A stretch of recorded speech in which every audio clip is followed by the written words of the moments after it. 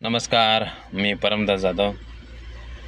तर हा एप्रिल महिना आहे आणि भरपूर असा उष्णता वाढलेली आहे. आता 2-3 दिवसात सांगायला गेलं तर भरपूर अशी उष्णता आहे. तर भारतामध्ये उष्णतेचा हा कहर आपल्याला वाढताना दिसतोय. तर हा उष्णता काय आहे तर कारण सुपर मुळे यंदा तापमानात रेकॉर्ड ब्रेक होणार आहे.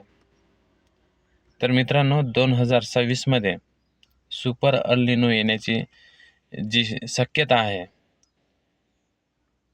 ही वाढलेली आहे आणि म्हणून यामुळे संपूर्ण जगात आणि भारतात अतिशय उष्णता वाढण्याची जी शक्यता आहे ती दिलेली आहे.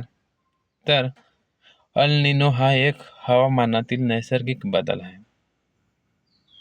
तर तो मुख्यतः प्रशांत महासागरामध्ये तयार होतोय, जेव्हा समुद्राचे पाणी हे सामान्यतेपेक्षा जास्त गरम होते, तेव्हा अल निनो हा तयार होतोय. ज्यावेळेस आपण समुद्रात जातो तेव्हा जे पाणी दररोज जी तापमान असते पाण्याचे त्याच्यापेक्षाहूनही जास्त गरम पाणी होत आहे आणि म्हणून तेव्हा हा अल निनो हा तयार होत असतोय. तर पावसाची आणि अल निनोची यांच्या दोनांमध्ये काय संबंध आहे? तर अल निनोमुळे वाऱ्याची दिशा आणि ढगांची जी हालचाल आहे याच्यामध्ये आपल्याला बदल दिसून येतोय आणि त्याचा थेट परिणाम हा पावसावर होत असतोय. तर भारताच्या या मान्सूनवर होतोय. तर भारतात काय होते तर पाऊस हा कमी पडतोय आणि जो पावसाची जी येण्याची जो टाईम आहे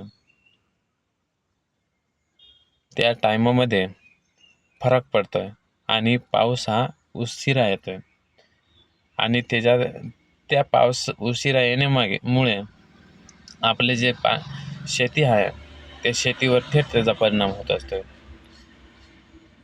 आणि म्हणून शेतीला ही पाण्याची कमतरता किंवा शेतीला हे पाणी हे कमी पडत असतंय. तर पाऊस का कमी होतोय? तर गरम हवा जाते, ढग तयार होतात, पाऊस पडतोय, पण अल निनोमध्ये गरम पाणी समुद्रात जास्त राहते आणि म्हणून भारताकडे जो येणारा वारे आहेत ते कमजोर होतात आणि त्यामुळे ढग हे कमी येतात आणि म्हणून पाऊस हा कमी पडतोय. कारण तिथे जो पाण्यासाठी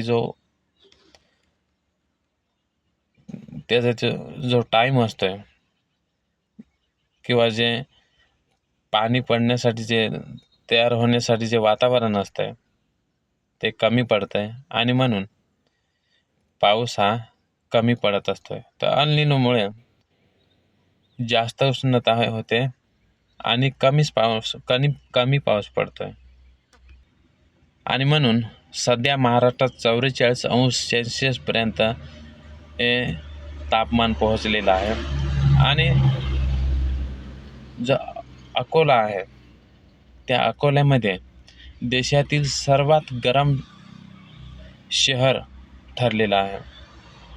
कारण इथं सगळ्यात जास्त हा उष्णता आहे.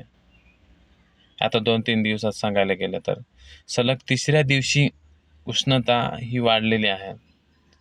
तर अल निनोमुळे समुद्राचे तापमान वाढते आणि उष्णता वातावरणात येऊन उष्णतेची लाट तयार होते. तर उष्णतेची लाट का तयार होते? तर एखाद्या भागात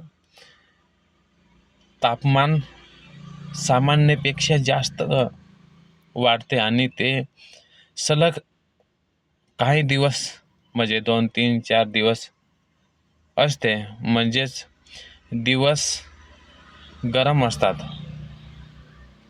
आणि सतत हे 3-4 दिवस ही जी स्थिती येते किंवा जी स्थिती राहते त्याला उष्णतेची लाट असे म्हणतात. तर यंदा थंड हवेच्या ठिकाणी सुद्धा खूप अशी उष्णता आपल्याला डोंगराळ भागात सुद्धा ही उष्णता लागते आणि डोंगराळ भागात सुद्धा आता सध्या 39 अंश सेल्सिअसपर्यंत तापमान पोहोचलेलं आहे. तर आता सुद्धा आता जवळजवळ 5, 6, 7 वाजले तरीसुद्धा भरपूर अशी उष्णता आहे, भरपूर गरम होत आहे.